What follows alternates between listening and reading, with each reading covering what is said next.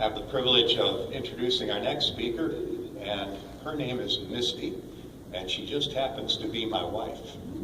And I have the great privilege of getting to know her and getting to know the victory that God has helped her win with her sobriety. She just celebrated her 10-year sobriety back in January.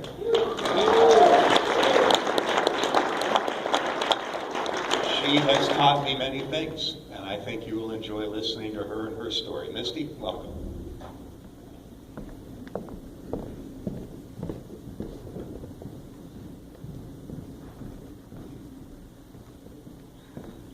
Hello, everyone. I would like to start by saying my name is Misty, and I am a recovering alcoholic, and thank the Lord. I am from this area. Both my parents are from here. I was born 31 years ago, and I was born in Oneida, and they, long story short, they got a divorce when I was 4. So I went with my mom, and a lot of things happened in that time. So I can remember going into kindergarten already thinking I was different. I was not like anybody else. None of these kids, I was 5, none of these people are going to understand me. And so that's how I thought my whole life. I thought that I was different, I was set apart for some reason, no one will ever understand me. So I got through school by the skin of my teeth, like a lot of things I did in my life. And I decided I'm not going to go to college because if I do, I am going to be too drunk and I will just flunk out. So that's the thing. Those are the types of decisions I made. Every decision I made was based on alcohol. I got a DWI when I was 20, and I thought, I'm not going to get my license back because I drank too much. And I look on that, think about that stuff, and I'm like, that's really sad, just how much it ran my life. Forgive me, this is not anything I ever do, so I'm kind of nervous, but so anyway, I woke up one morning, literally, this is what happened. I woke up one morning, and I'm in the bathroom. Of course, I spit in the mirror like usual, and I look at myself in the mirror, and I heard, as clear as day, this voice that just said, "Are you done yet?" And I thought, where did that come from? That was no thought I thought. It just, where are you done yet? And so miraculously, there was a girl in my house at that time that was going through recovery. And so I asked her, I said, are you going to a meeting tonight? And she said, I am. Are you ready? And I was like, wow. See, I had heard about AA because my mom was in recovery when I was younger. But I didn't know about it, and I didn't understand what it did, So I walked into this room full of people, and they all talked at me because that's what happens at your first meeting. They share, their experience, strength, and hope.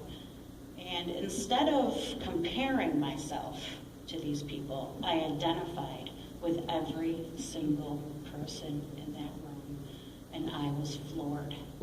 Now, I didn't know what I wanted to do when I got there. I wasn't sure if I wanted to stay. I wasn't sure if I was really an alcoholic. I just didn't know. But I stayed there, and I kept hearing myself. And now I know it was divine intervention, that the Lord had something different for me. So I kept going, and I wouldn't say a word. No one knew who I was, and that's how I wanted to keep it, because I didn't like people. And if you got to know me, you weren't going to like me anyway, and you were just going to leave, because that's what people did. They left. And at that point, I was such a victim that I didn't realize that they left because, I had a big part in that. It was never just one person. And it took a long time for me to realize that. So I was in AA for quite a few years, very miserable. I'm very stubborn and hard-headed. Misty likes to do things her way. So I wasn't really paying attention to what these people were saying. I was, And I thought that I was doing what I was supposed to do. You know, I had what we call a sponsor, so I had a sponsor, and I went through the steps, this and that and the other thing, quite a few times, but I was still miserable. And that was because, so we have this step, it's step 3, and it says, made a decision to turn our will and our lives over to the care of God. And I just couldn't get past that step. I couldn't, because I thought, well, hang on. I've been taking care of myself since I was like 10, and other people in my life. And now I have to look to something greater than me? I don't think that's possible. And I fought that tooth and nail, but I kept going to AA, and I didn't drink because I had this wonderful thing in my life about knowing what I did the night before. It was absolutely amazing, you know, and like I think normal people take that for granted, but I wasn't. You know, it was a big blessing to me. So after a little while of living with a lot of chaos in recovery and living with people that, you know, were drinking and using, and it was tough, I made the decision that I was going to leave that situation.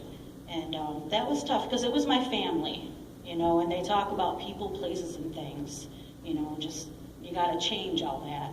And I thought, well, that doesn't include my family. There's absolutely no way that includes my family. But unfortunately, it did. And I still have a relationship with them. You know, I love them, but I just can't live with them. So I moved in with a dear friend from AA who I love. And she introduced me to God. You know, she basically said, if you're going to stay here, if I'm going to sponsor you, I am all about God, and that's what I do when I sponsor people. And at first I was a little scared. You know, I still didn't want to turn my will and my life over. But I went to a conference, a Christian conference, with someone I was watching on TV. That's the thing, is I was watching this person on TV for quite a while, and I kept hearing her story. She was on stage. She was a survivor of everything that I've survived. And she was there, and it was beautiful, you know, and she would tell her story, and she would, not once did I hear Jesus. And that's all she talked about, you know, how God brought her through this process. And so I went to one of her conferences, and I heard all of that. I heard God, I heard Jesus, I heard everything that my friend was giving me, and I turned my life over there. You know, I finally surrendered. I just have to say that from that point on, and I struggled in AA, but I kept going because it was better. I felt better physically, but not emotionally. But once I was saved, my heart just turned around. I was so angry, so hard-hearted. I didn't care for anybody. And it's such a hard way to live. Oh my goodness, it's so hard. And everything has changed. Oh my gosh. Like, I can't, I don't know. I could never, there's nothing I could ever do or say that will give God the glory, honestly. I mean, so I stand here and I'm looking out at you people and I'm like, praise Jesus. You know, seriously, praise the Lord, because He has literally brought me through so much stuff, and He's given me this beautiful life and this wonderful husband, and I'm a pastor's wife. If you would have told me that 10 years ago, I would have fallen off my seat laughing. Actually, I did. I did laugh when I first, you know, but it's beautiful. And I never thought that life could be this good. I always thought I was going to be miserable my whole life. I thought, I am put here to be miserable. And today, I can stand here, a sober, godly woman, and tell you that I am happy for the first time in my life, and it's all Jesus. This right now is God. There's absolutely no way, even a few years ago, I would be standing up here saying any of this. This is all the Lord. And I am so thankful, and I'm so thankful to be here, and I'm thankful for all you guys. And gratitude is the key. You know, when you feel like you're lacking in anything, whether it's anger or disappointment or whatever, I try and remember what I've been brought through. That gets me through the day. So thank you for letting me share, and it's nice to see everyone.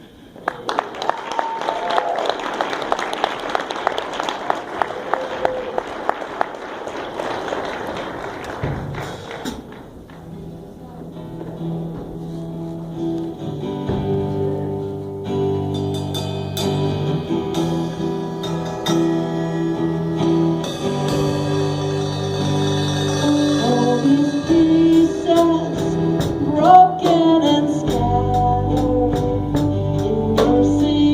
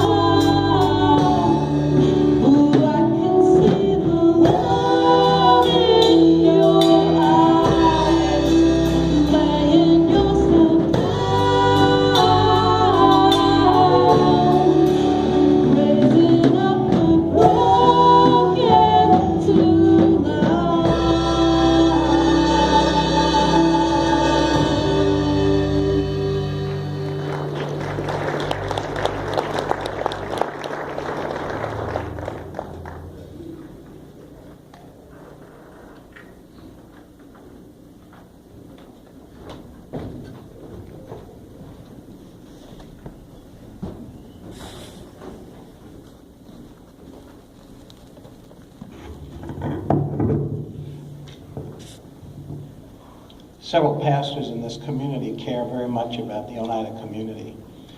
And we have been gathering together twice a month to pray for this community. We have also been meeting together and bringing our congregations together to pray for this community. And we have a real heart for the community of Oneida and the surrounding area. And that's why we have met together, and then we felt that it was something we needed to do, was to reach out to the community. And that's how this meeting came about.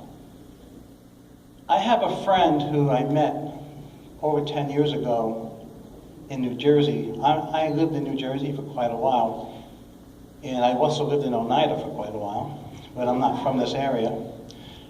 And I met a friend in a church down in New Jersey, and he really impressed me because he was such a person that was faithful and faithful to other people, really cared about people, was helping so many people, homeless men and others. He was trying to help them, and people who were in addiction. And I would have never believed when I heard what he came out of, that he was actually a different way than I knew him.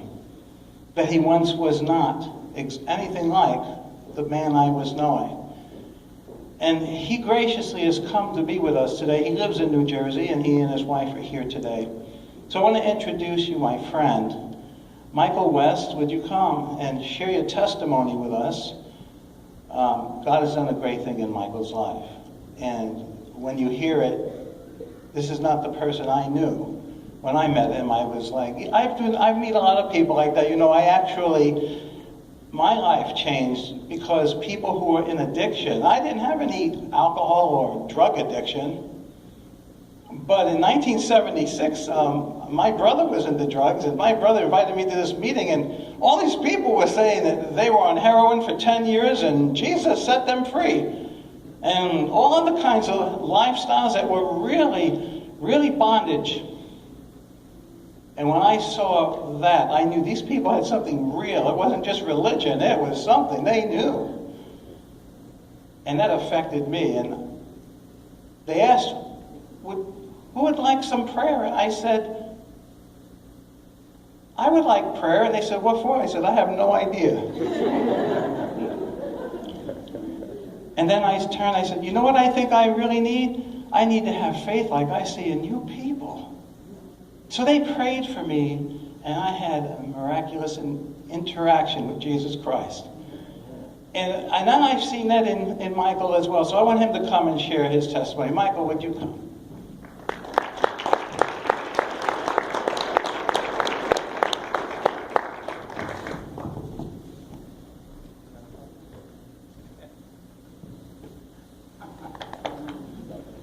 Hello. Yeah, I just want to tell you that if this thing moves or falls down, that's why they couldn't have another stage. I would have fell off.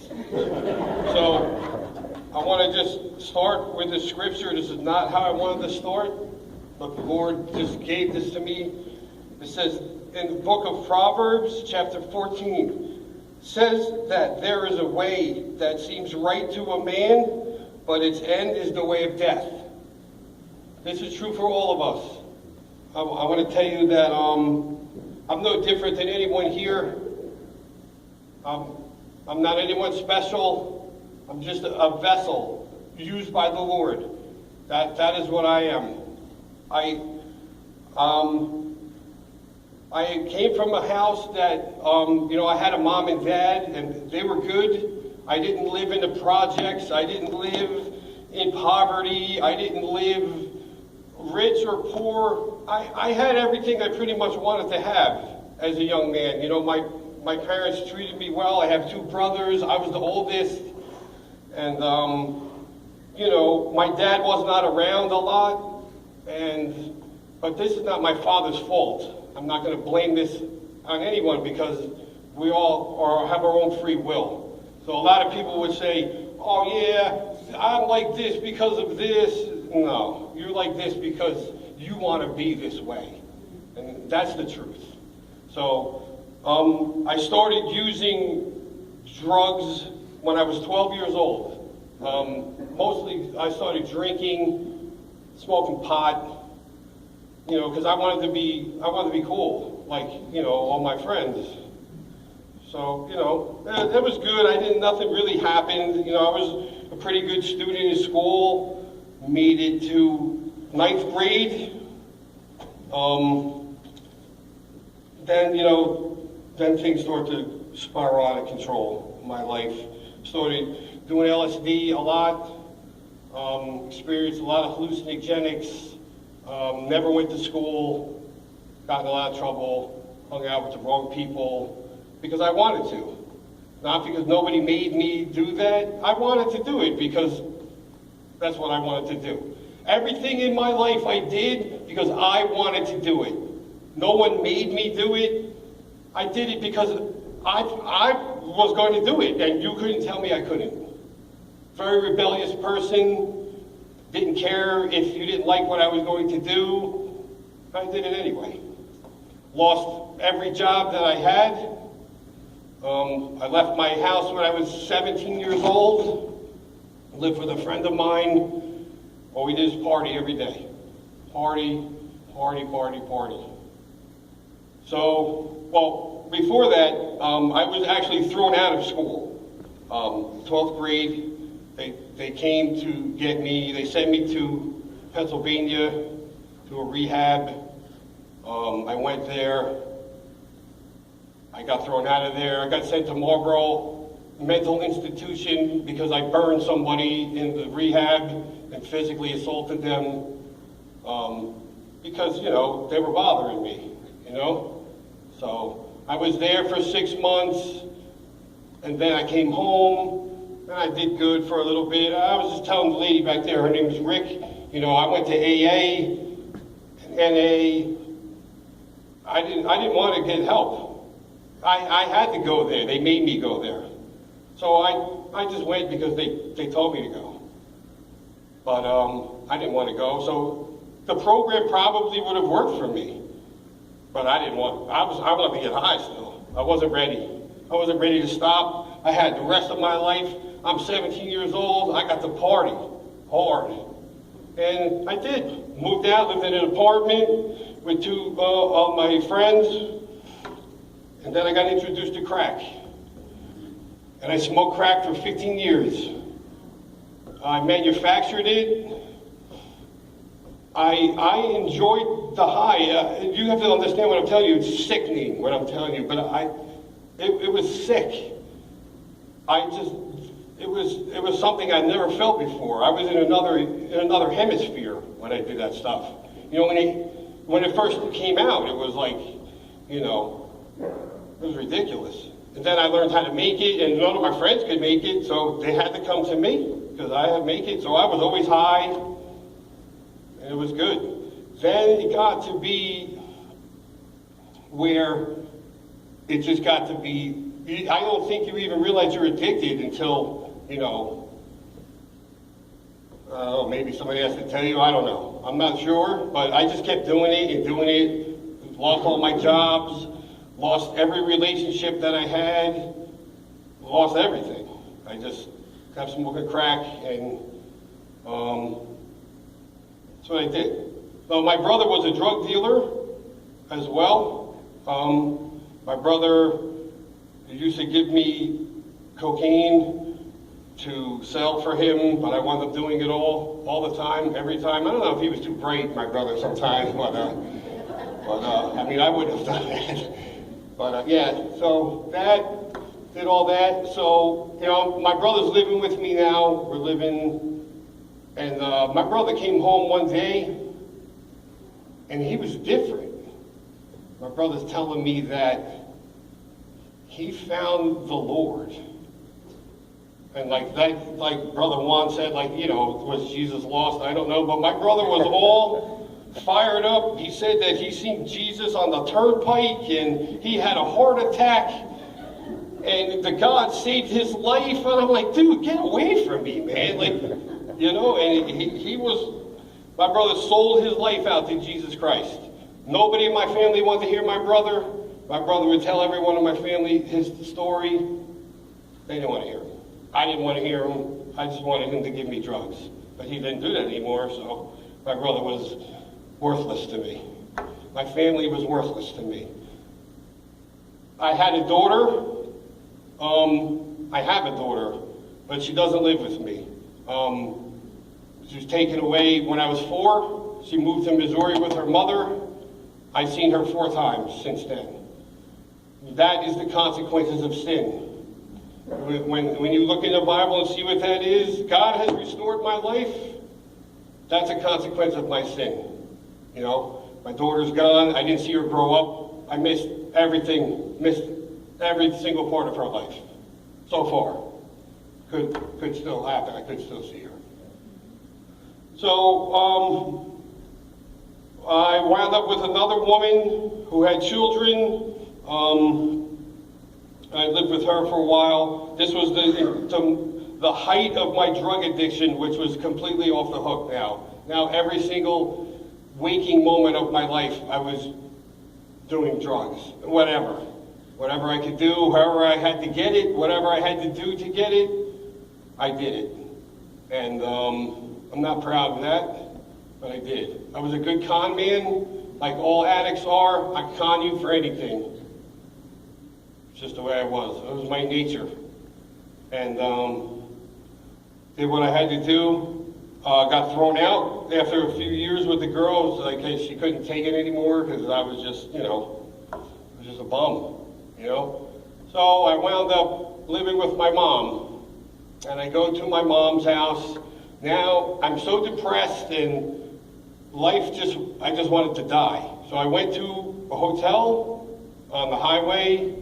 Got a big bag of drugs and a lot of booze, sat in a hotel room by myself, tried to just smoke as much crack I could do until I just died, but it didn't happen. So I gave my car away, I gave everything away. Now I had absolutely nothing. So I have nothing, so I go to my mom's house, and I'm there, and these people were praying for me in my mother's house. This is no lie. This is, my brother was a born-again Christian, and he told people at his church about me, So these people came to my house while I was out doing what I was doing. They were sitting with my mom praying for my life. And they were telling me, we were praying for you. And I'm like, oh my God, it was like, I didn't want nothing to do with these people, I'm like, just leave me alone. Because I'm still good, I'm still okay, because that's what we are, we don't, like